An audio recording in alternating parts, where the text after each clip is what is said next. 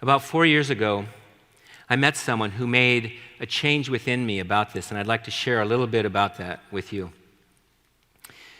It starts in this gray house in the Fremont neighborhood, which was my architecture office. Out front is the Burke-Gilman Trail that I rode my bicycle to work on, and below that is this bench along the Ship Canal, and it was on this bench that I began to meet a lot of people. At the same time, I was designing this new home. And one of the crazy things that was going on for me was that I was having these conversations on the bench with folks that had nothing to their name.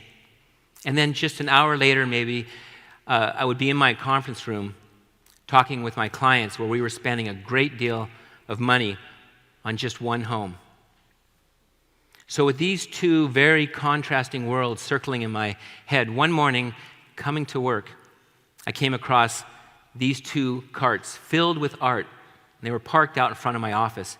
And I don't know why I did this, but I got off my bike and I gently tapped the man that was sleeping there on the bottom, and I said to him, "When you get up, and if you want, you are welcome to come to my office in the gray house for a cup of tea." An hour later, this man came in, and as we were sitting for this cup of tea, he said to me, "Do you want to hear a children's book story that I'm writing?"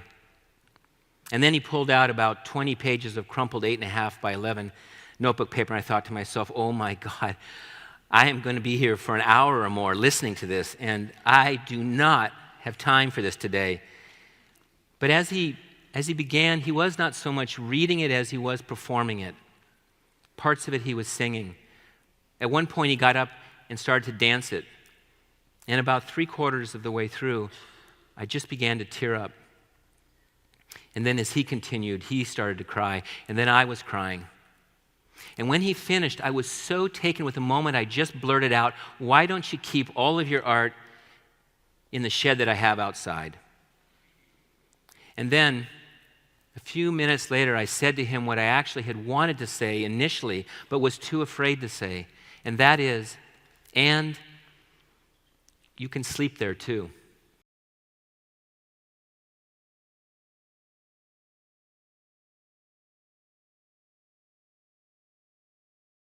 But I have been unaware of the person, the mother, the father, and the child that is suffering through homelessness. Why is that?